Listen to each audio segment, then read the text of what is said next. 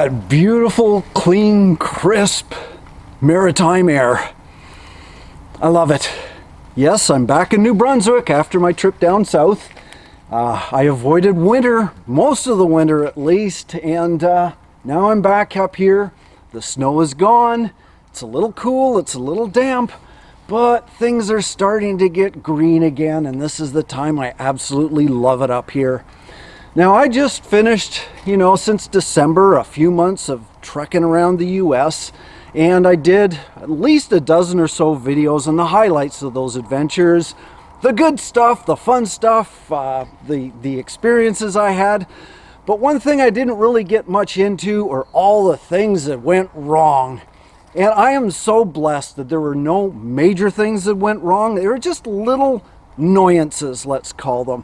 And I think I'm going to dedicate this video to them. Now, I had no major breakdowns. The trailer and the Jeep were never broken down on the side of the road. No engine problems, no flat tires, and my health was good. I avoided accidents and all the scary things that could happen all the time. But there were little things that I wasn't expecting to break down, which did. Now, one mishap that I did mention at the time was when the cover for the front window of the camper flipped open when I was on the highway, and that was kind of nasty. No damage to anybody on the highway. That was a good thing. Most of the damage was right here on the lid itself. I ended up on the spot doing some fiberglass repair, and I put an extra latch to lock it down in the middle so it will not happen again. It survived the trip. I think it needs a little work, especially on the struts, but the major casualty of all this was not the lid itself. It's what I stored underneath it, which is my auxiliary solar panel. Now, I have the big solar panel on the roof. This was the one if I just needed a little extra power on a cloudy, rainy day like today. Now, I brought it back, but there is a lot of damage to it. Where is it? Oh, here we go. The junction box was totally destroyed, as were the connectors and the cables. So I brought it back thinking, well, maybe I could find a replacement for that. And it turns out I really can't. The only way I can get this specific junction box is if I buy 50 from China, and that's not going to happen. It's just not worth salvaging or putting money in. I have extra flexible panels that I kept in New Brunswick, so I'm just going to replace, not repair. It's just not worth the effort. The last time I had my trailer serviced, I decided to have the frame replaced. It was a steel frame, and I got an aluminum frame. And that was a fantastic idea because you can see it's absolutely in perfect condition. There's no rust. I don't have to recoat it. I don't do anything to it, and it held up well. There's no cracks or any issues whatsoever. But at the same time, I also replaced the axle, and I made it so that it could be jacked up. And I did jack it up. I brought up the camper, I think about 2 or 3 inches, a little better clearance, and it rode well. But the problem, and I never thought of this before I left, is the stabilizers, because now they're too short. Even if I'm on a completely flat surface, they don't reach the ground once the trailer is level. So I had to carry some 2x4s or use rocks or whatever I could find just to level and stabilize the trailer. Now, there's another thing that I don't like about these particular stabilizers is they're not very weather resistant because they're right in a location where it gets all the rocks and the pebbles and especially the salt they use in the wintertime on the roads. They've corroded, the springs are extremely corroded, and they were hard to bring up and down because of all the either sticking and it was all rusty. So I have to replace these. I'm not happy with them. I've got to find something a little longer and a lot better quality.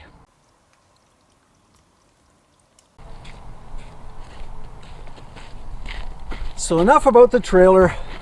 Let's talk about my Jeep Liberty. I love this Jeep. It's done well for me in the past. It has broken down on other trips, but this time it never completely broke down, and I'm really proud of it because of that. But it did have at least one issue, And that was just as I was coming back.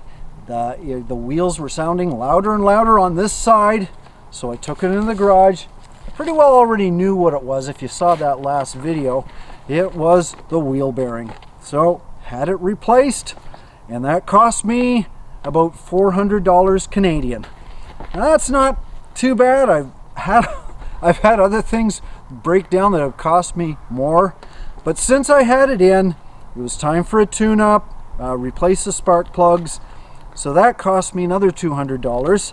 And transmission fluid. I hadn't changed it in a long time. And it says right here, fluid very black and burnt smelling. That's not good. I needed to replace the transmission fluid. But when I had it in there, they found out that the pan was leaking and rusty. They had to replace that as well. So all in all, it cost me $1,175.56. Is it worth it? Yes, because it could have been worse. Let's face it. There's times where, engine breaks down. It could cost you thousands of dollars, and you could be stuck in one place, living in a hotel for several days until it's fixed. So I'm okay with spending $1,000. It's not burning oil, and the gas mileage is pretty good, so I'm okay with it. But let's talk about gas mileage, because that's just as important. And it's especially important because when I left and I first got into the States in December, gas was about around $3, maybe $3.20 a gallon. When I came back, it was $1 more. It just kept shooting up through January, February, and March. And so it turned out to be really expensive for gas. I think it still is. Saving a little bit helps. And what's helped me was having the deflector. Now, I've used that snowboard in the past, and people ask me for updates. And if you don't remember, let me show you.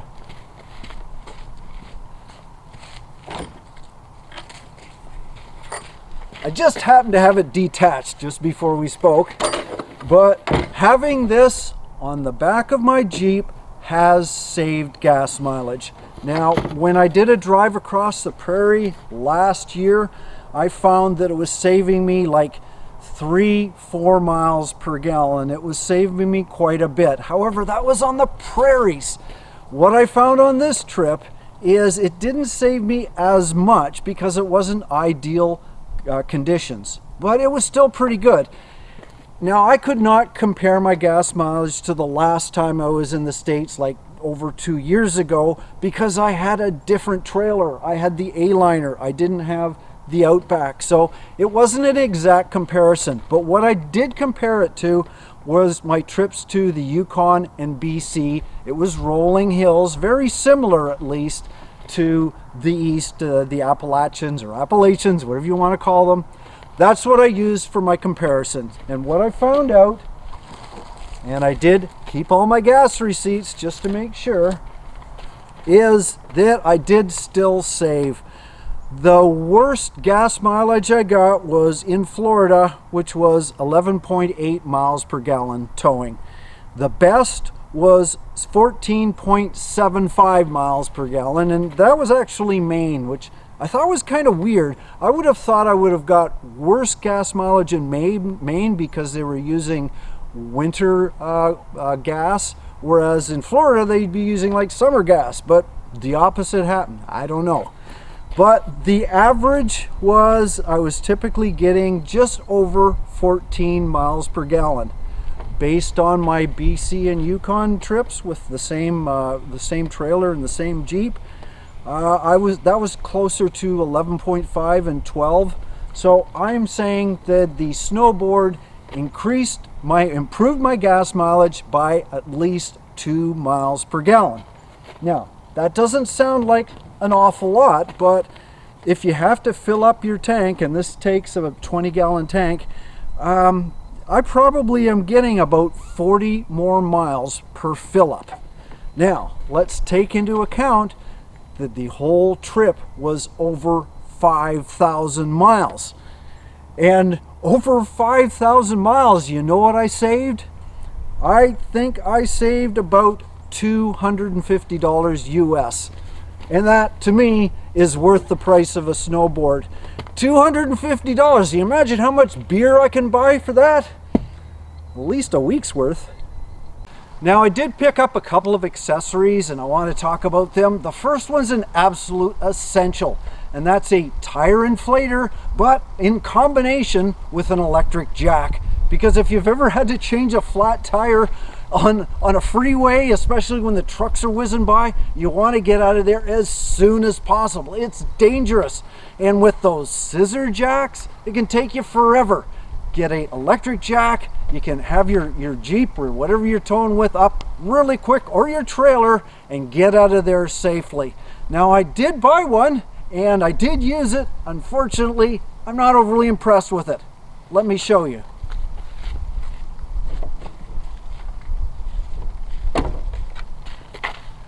This is the one I bought.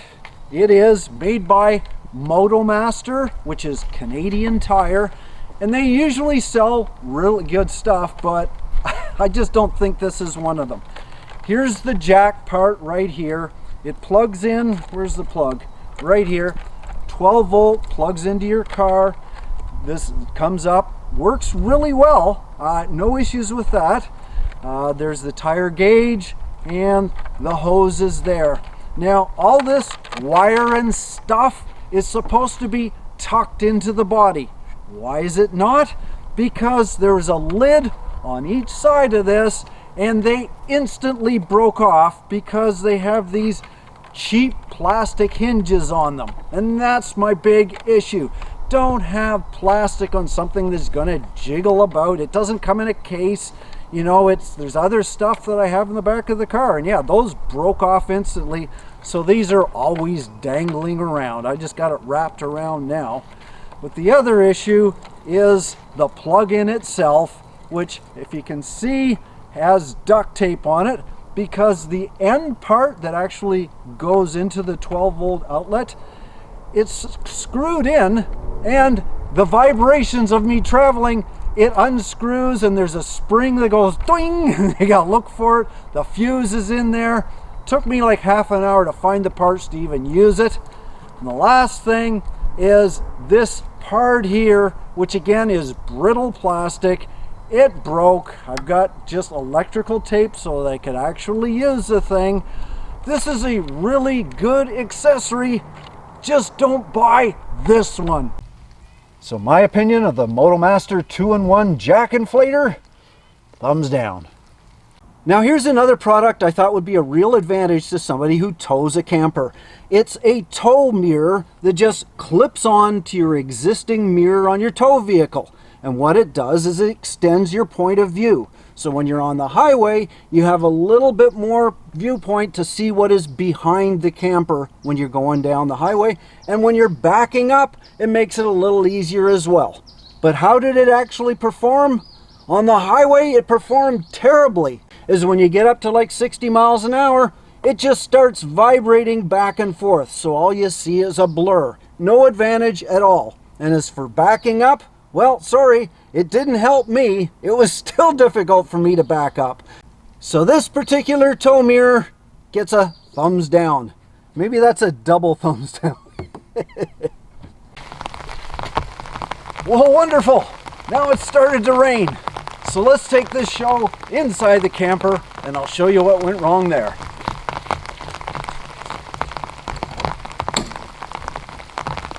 Whew. It's always nice to have a place that's nice and dry and comfortable when you're out camping in the wilderness. I mean, it's okay to tent, but you got to admit, if it's pouring rain for a couple of days, it's nice to have something like this so you can cuddle up in and read a book. Now, as far as that trip, did anything go wrong inside this camper? Well, not a lot. And they were very, very minor things. Like, you know, when we're talking about rain, I'd say the worst thing that would happen is if the roof leaked. And fortunately, this roof does not leak whatsoever, and it's been tested over and over again. Never had any issues with leaks at all. And that would be one of the main concerns. You don't want, things dripping on the floor or dripping on appliances or dripping on you. Didn't happen, so that's out of the way.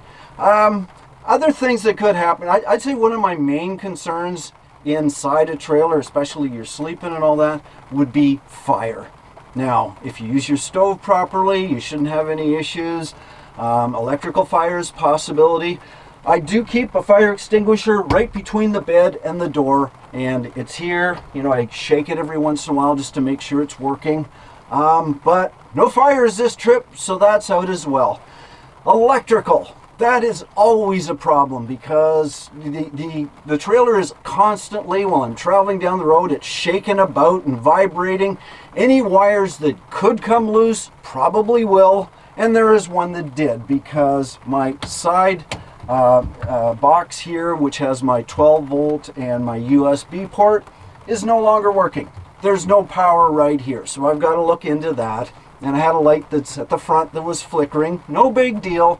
The lithium battery worked. I always had power to the rest of the lights. The refrigerator always worked, and the furnace worked. The big solar panel also had no issues, but I did make sure I took it down every time the winds were strong. I think I was pretty lucky this trip, as there were no hurricanes or major thunderstorms, but there was one night where it was a little windy. The camper shook and wind howled, but it didn't tip over. So even though the wind was strong, the trailer was stronger. So I can't think of anything else that would be a concern on the inside of a camper. Only if there's some kind of a natural disaster like flooding, or if you're in a forest, if a tree fell down at night, that would be a problem.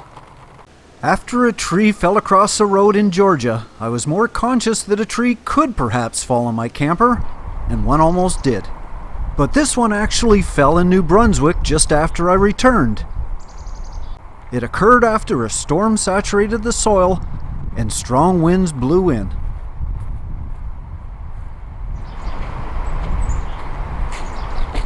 Well, fortunately for me, it missed the trailer by about 8 feet, or 2.5 meters.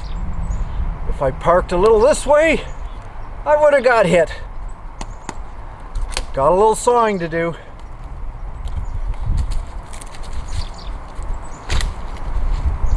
Now, I'm not saying do not camp around trees. Just be aware that if there's a lot of downed trees in the area, the risk may be higher.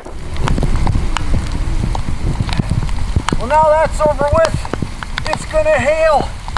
The fun never ends.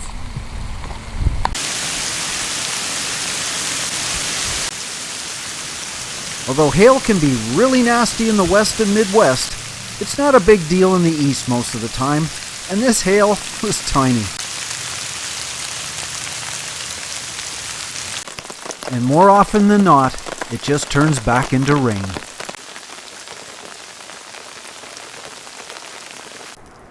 But eventually the rain stops and is just a sparkle on the pines, a little mist over the water, or a jewel on a maple bloom.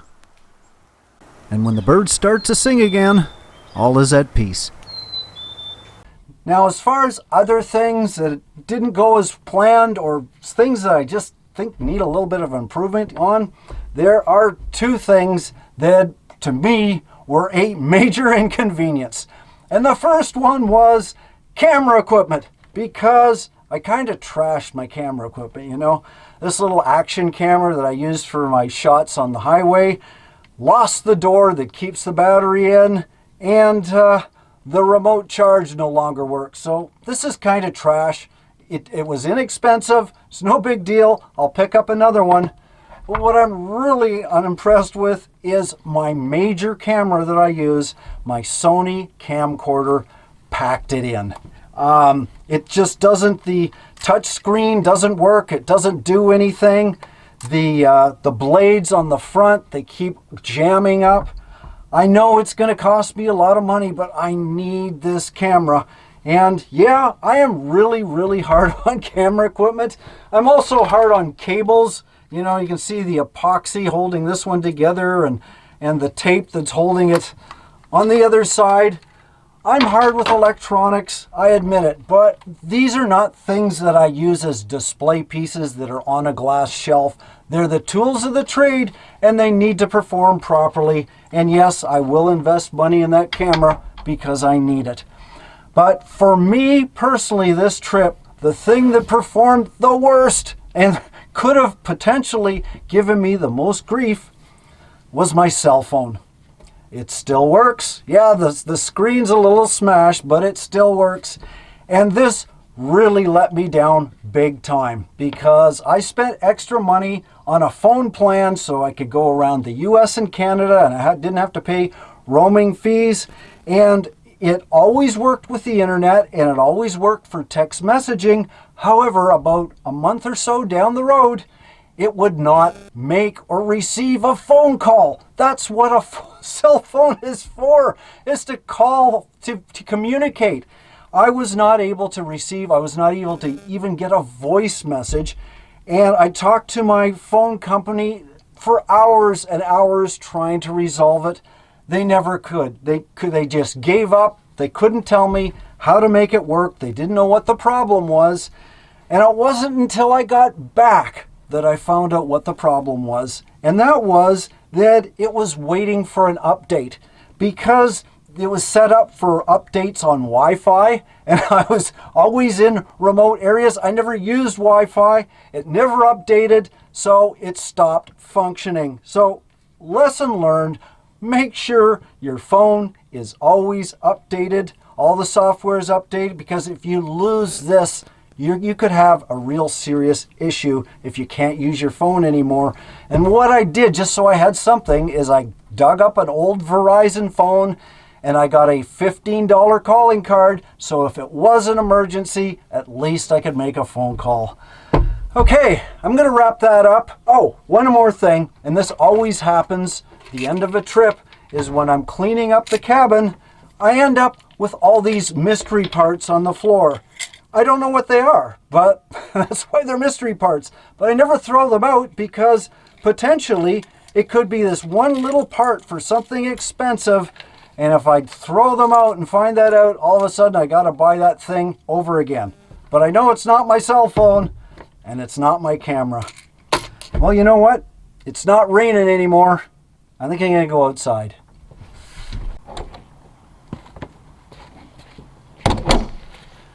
Well, there you go. That's my update from the trip. Did things go as planned? Never. But I made it back safely and I had a wonderful time. So really, what should you get out of this? Just be aware of the problems that can happen when you're out camping, when you're on the road, and when you're with your camper, and make sure you have the best time you could possibly have. I'm gonna just give this trailer a break for a while. I'm gonna give it a little TLC, fix up a few little things, and spend a little bit of time at the cabin. I hope you enjoyed this video. Check out my others as well.